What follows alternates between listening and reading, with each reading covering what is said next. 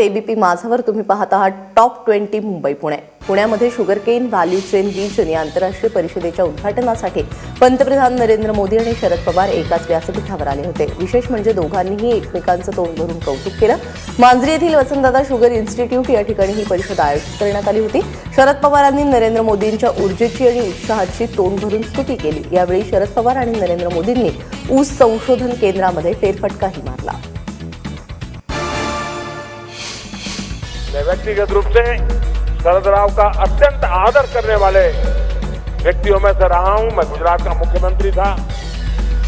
वो हमेशा मुझे उंगली पकड़ करके चलाने में मेरी काफी मदद करते रहे हैं और ये बात सार्वजनिक रूप से स्वीकारने में मैं गर्व अनुभव करता हूं. The Prime Minister of this country works.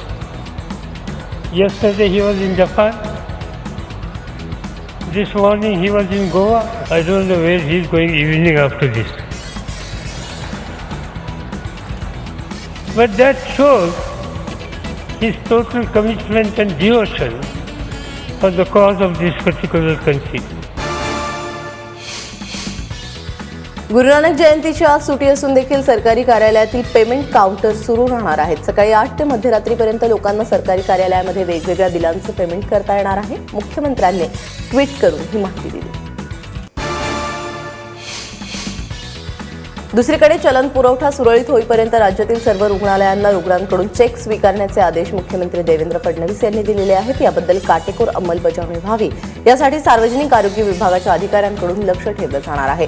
शिवाय रुग्णांना खासगी रुग्णालयाकडून सहकार्य न मिळाल्यास 108 हेल्पलाईन क्रमांकावरती संपर्क साधण्याचं आवाहन राज्य सरकारकडून करण्यात आलंय. त्याचबरोबर रुग्णाने 10,000 रुपयांपर्यंतचा दिलेला चेक बाउन्स झाल्यास त्या चेकची प्रतिपूर्ती मुख्यमंत्री सहायता निधीतून करण्याचा निर्णय मुख्यमंत्री देवेंद्र फडणवीस यांनी घेतला आहे.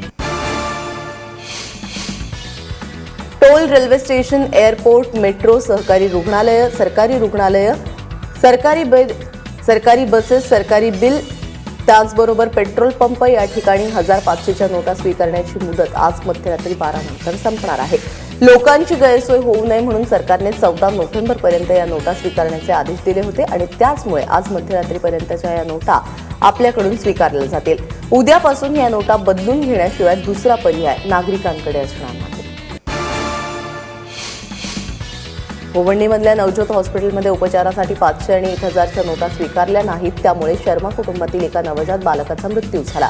या प्रकरणी शर्मा कुटुंबियांनी खासदार किरीट सोमय्या यांची भेट घेतली. मेडिकल काउन्सिलच्या गाईडलाईन्सनुसार पैशासाठी डॉक्टरांना ट्रीटमेंट नाकारता येत नाही. त्यामुळे या घटनेला जबाबदार असलेल्या डॉक्टर शीतल कामत यांना अटक करावी अशी मागणी किरीट सोमय्या यांनी केली आहे.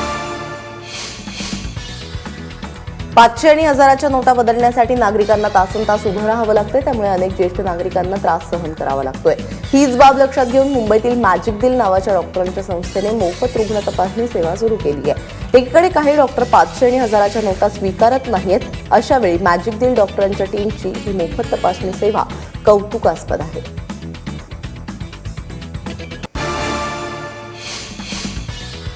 भिवंडीतल्या स्टेट बँकेजवळ नोटा बदलण्यासाठी झुंबड उडाल्यामुळे लोकांना लाठीचार्ज सहन करावा लागतोय. जुना जकात नाका परिसरातील स्टेट बँक बाहेर खातेदारांची रांग लागली होती. मात्र काही खातेदार रांगेत उभं न राहता सरळ बँकेत शिरण्याचा प्रयत्न करीत होते. तरी काही खातेदार लवकर नंबर लागावा म्हणून रांगेतही जबरदस्तीने शिरत होते. याला रांगेतील खातेदारांनी विरोध केल्यामुळे तणावाचं वातावरण निर्माण झालं आणि या ठिकाणी लाठीचार्ज करावा लागला. नोटांसाठी बँकेच्या रांगांमध्ये नागरिकांचे होत असलेले हाल बघून मदतीसाठी अनेक जण सरसावतात. यामध्ये तरुणींचं प्रमाण लक्षणीय आहे. मुंबईच्या भांडूपमध्ये बँकेच्या रांगेमध्ये तासनतास उभे असलेल्या नागरिकांना तरुणांकडून पाणी, वर्तमानपत्र आणि चॉकलेटचं वाटप करण्यात आलं. विशेष म्हणजे या तरुणींनी स्वतःच्या खिशातले पैसे खर्च करत नागरिकांच्या मदतीसाठी धाव घेतली आहे. पुण्याच्या शिरूर तालुक्यातील वडगाव रासाई गावातील शिवारामध्ये काल ऊस तोडणी दरम्यान 3 बिबट्यांची पिलं आढळलेली आहेत. या पिलांमध्ये 2 मादी आणि 1 नर आहे. ही पिलं वनविभागानं ताब्यात घेतली. जयराम खळदकर यांच्या शेतामध्ये ऊस तोडणी करत असताना बिबट्याची पिलं आढळली. पिलं दृष्टीस पडल्यानंतर शेतकऱ्यांनी वनविभाग अधिकाऱ्यांना यावेळी माहिती दिली आणि तात्काळ वनविभागाच्या अधिकाऱ्यांनी घटनास्थळी धाव घेतली. बिबट्यांची पिलं ताब्यात घेतली. नवी मुंबईचं आकर्षण असलेल्या नेरूळमधील ज्वेल ऑफ नवी मुंबई अर्थातच या ठिकाणी अज्ञात समाजकंटकांनी धुडगूस घातला. अज्ञातांकडून यावेळी 35 विद्युत खांबांची तोडफोड करण्यात आली. या घटनेमुळे मॉर्निंग वॉकसाठी आणि आजूबाजूचा परिसर पाहण्यासाठी येणाऱ्या लोकांच्या सुरक्षेचा प्रश्न ऐरणीवर आलाय. ज्वेल ऑफ नवी मुंबई उभारण्यासाठी प्रशासन करोडो रुपये खर्च करत आहे. मात्र या ठिकाणी अद्यापही सीसीटीव्ही बसवण्यात आलेले नाहीत. त्यामुळे या घटनेला प्रशासनाला जबाबदार धरत स्थानिक नागरिकांनी सीसीटीव्ही कॅमेरे बसवण्याची मागणी केली आहे.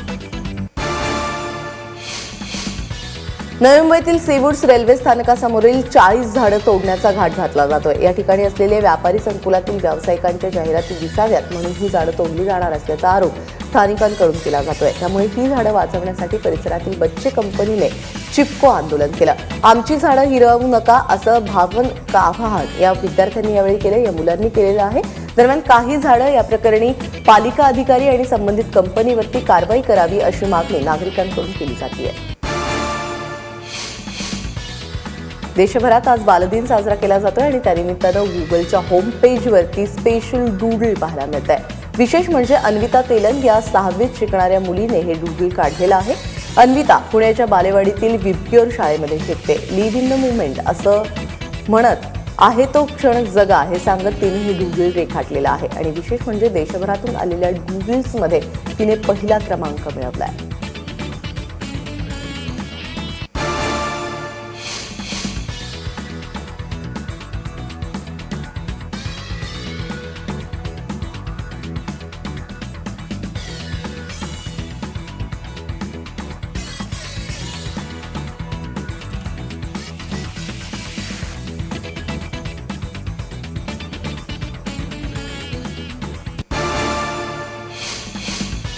नोटाबंदीमुळे लोकांना प्रचंड मनस्ताप सहन करावा लागतोय, पण आजवर कधी न दिसणारी माणुसकी आणि समंजसपणाचं देखील दर्शन यामुळे घडतंय. परिस्थितीनुसार जगायला लोक शिकलेले आहेत असंच यावेळी म्हणावं लागेल. अशीच परिस्थिती कायम राहिली तर सहनशक्ती पुरेशी राहील, म्हणजे हे तुम्ही उन्हात उभे आहात रांगेत ते उभं राहू शकाल. लावण्यासाठी थोडा तरी त्रास करावाच लागेल ना. बरोबर, मोदीजीने चांगलं डिसिजन घेतलं आहे, त्याच्याने फ्युचरमध्ये आपल्या लोकांनाच फायदा होणार आहे. कितनी उधारी हो चुकी है आपके इधर, लगभग कितने अमाउंट होगा? मेरे पास हो गया कम से कम 10,000 रुपये. 10,000 रुपए की उधारी हो गई है मेरे पास. आज रोख उद्या उधार हा सुविचार जवळपास प्रत्येक विक्रेता आपल्या दुकानात लावतो. पण मोदींच्या एका घोषणेनं हा सुविचार आता उलटा ऐकायला मिळतोय. आज उधार उद्या रोख.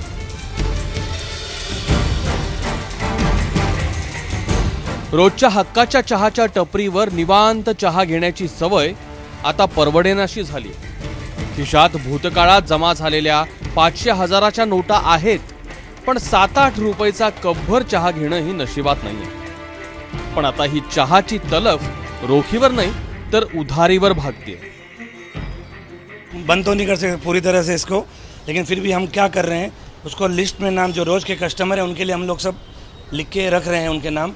जब उनको समझ में आएगा तब पैसे आएंगे उनके पास तो वो विड्रॉल करके अपना चुका सकते हैं. ये हम उतना कर सकते हैं उनके लिए, और तो हम क्या कर सकते हैं. ये ज़्यादा उधारी से ही निकाल रहे, जेब में पैसे कैसे आएंगे. एटीएम में जाओ तो एटीएम बंद है, और उधर लाइन रात को लगाओ तो सुबह 10, 11, 12 घंटे में नंबर आता है.